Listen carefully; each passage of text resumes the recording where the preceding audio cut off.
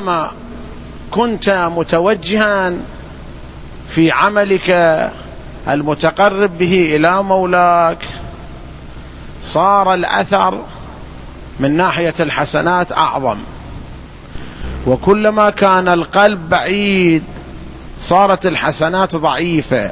حتى لو كان العدد موجود، العدد 10 مثلا حسنات، إلا أنها في الضعف أضعف من الحسنات التي يعملها المؤمن وهو في حالة توجه.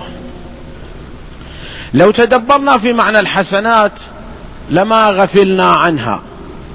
لو تدبرنا من المقصود بالحسنة ومن المقصود بالسيئة، لو تدبرنا في معنى الحسنة بحقيقتها لصار منا الجد والاجتهاد، ولما غفلنا عن تأدية حسنة في كل لحظة تمر في لحظات حياتنا.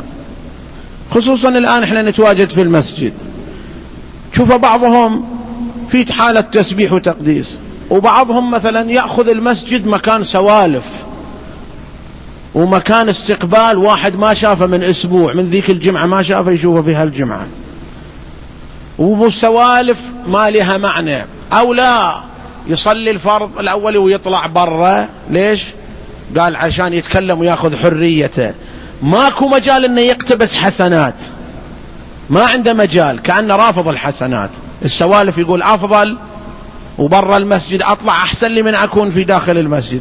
لو كان المتدبر في معنى الحسنة ما هي لما غفل عن تأديتها. شنو معنى الحسنة يا موالي؟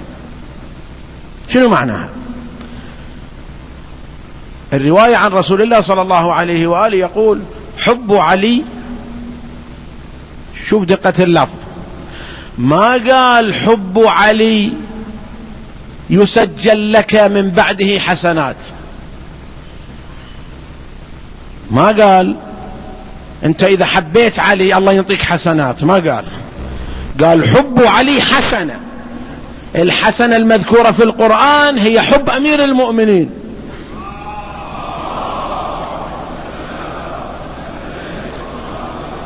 الحسنة التي هي في القرآن هي الولاية. لهذا كلما جد المؤمن في عمل صالح نال شيء من الولاية، نال شيء من أمير المؤمنين، نال شيء من حب أمير المؤمنين. وكلما كان قلبه بعيد عن الأعمال الصالحة هم الولاية توقف مددها. لهذا الآية اللي بدأت بيها يقول الحسنات يذهبن.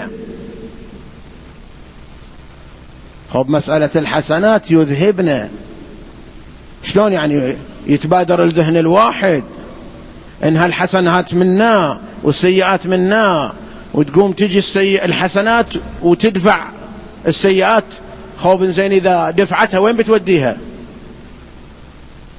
وين بتوديها؟ شنو المقصد في مسألة إن الحسنات يذهبن؟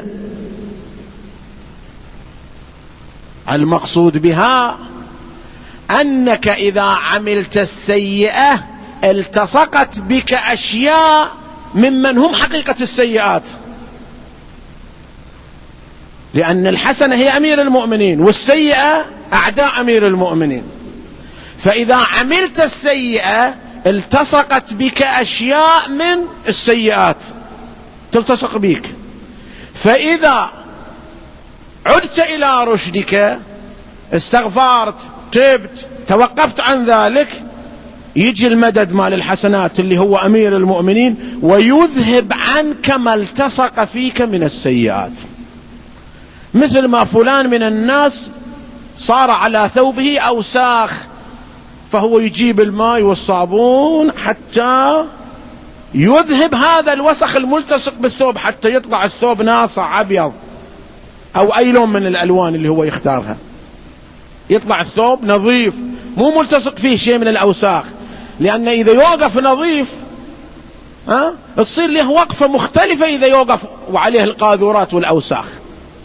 فالحسنة إذا أنت مجد في عملها دائما تلبس أثواب من أمير المؤمنين، تلبس أثواب من الولاية، والسيئة إذا تعملها تلبس أثواب من السيئة، ولا تزول هذه الأثواب ولا تذهب عنك هذه الأثواب إلا بالتوجه إلى الحسنة. لهذا تشوف في المعنى الباطني في قوله عز من قائل إنما يريد الله ليذهب عنكم الرجس أهل البيت ويطهركم تطهيرا. خب أهل البيت ما فيهم رجس عشان الله يذهبه، ما فيهم رجس. هذا لعله في المعنى الباطني أنت المقصود بهذه الآية أنك محسوب على الأئمة، أنت محسوب على أمير المؤمنين، وأنت خلقت من أمير المؤمنين، من فاضل طينة أمير المؤمنين، فأنت محسوب على الولاية. فإذا التصق فيك شيء من الرجس لابد أن يذهب عنك ببركتهم، لابد أن يزال عنك ببركتهم.